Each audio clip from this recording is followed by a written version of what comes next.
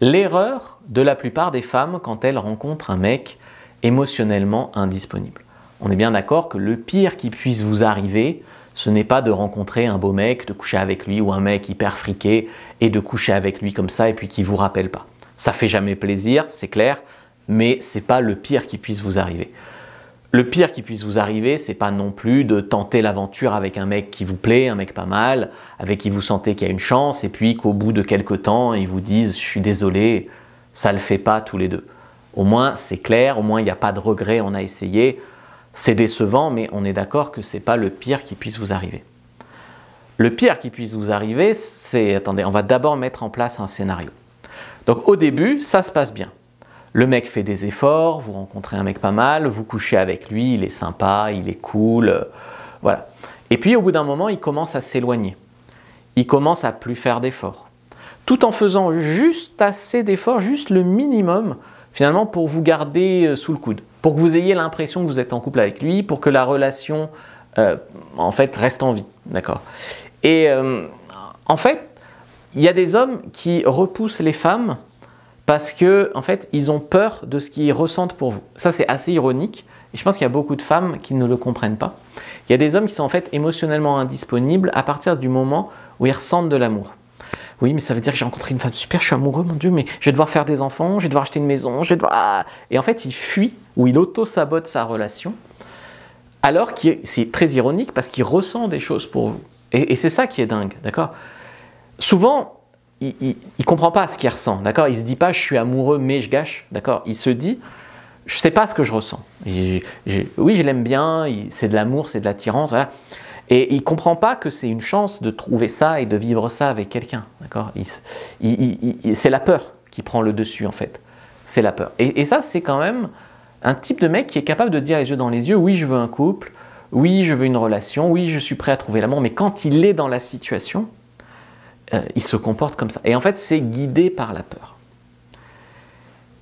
Il y en a qui ne veulent pas être en couple avec vous, ou qui ne veulent pas être en couple, ou qui ne veulent pas être en couple avec vous, et qui restent quand même dans votre orbite, en fait. Et vous, en fait, vous avez espoir, et donc vous rencontrez personne d'autre, et donc vous êtes un peu coincé dans cette relation. Et en fait, ce sont des hommes qui restent parce qu'ils n'affrontent pas, c'est de la lâcheté, le moment où ils vont vous faire de la peine. Le moment où ils vont vous dire, écoute, j'aime pas ta voix de crécelle, j'aime pas comment tu ronfles quand tu dors, j'aime pas, voilà, n'importe quoi.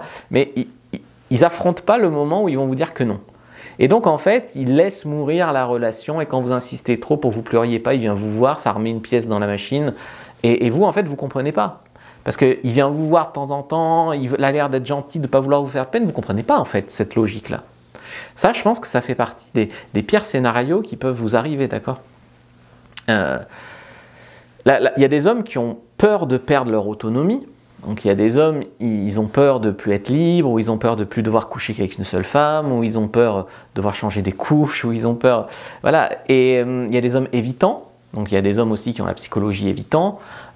Il y a des hommes, parfois... En fait, au moment où il est en couple avec une femme qui lui plaît, l'homme peut ressentir différentes émotions. Ça peut être de la peur, comme on a vu. Ça peut être de la colère. En fait, il y a toujours une émotion qui va prendre le dessus. De la tristesse, parce qu'il est en couple avec vous, puis il n'est pas en couple avec la fille qui lui plaît vraiment, des fois. Je ne serai jamais en couple avec Manon, que j'ai rencontré au lycée. Voilà. Prennent le dessus, et surtout quand il est stressé, en fait. C'est-à-dire qu'au quotidien, il arrive à gérer.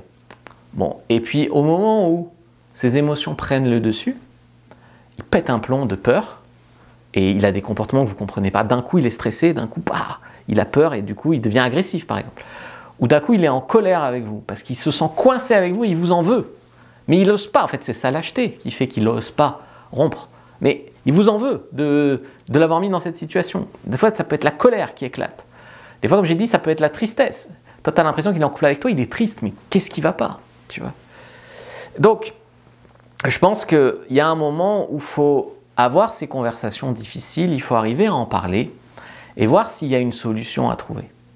Je me souviens qu'avec ma copine, on a parlé de pas mal de choses, notamment je me souviens qu'on a parlé du fait que voilà, elle est médecin, elle se lève très tôt le matin, elle est très matinale. D'ailleurs, moi j'adore vivre la nuit, pas sortir dans les bars et tout, j'ai passé l'âge, mais je veux dire, adore vivre la nuit voilà, je me couche tard, j'aime bien regarder des films, j'aime bien bosser tard, j'aime bien...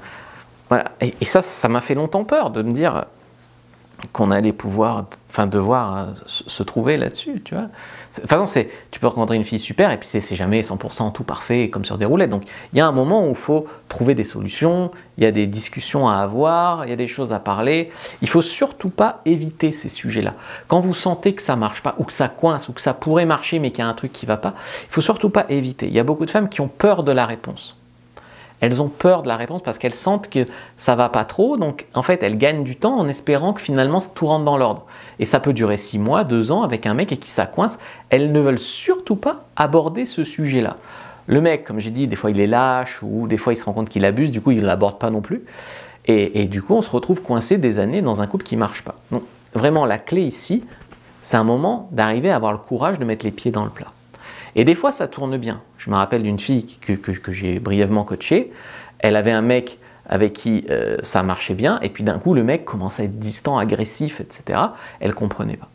Et en fait, dois-je lui poser des questions?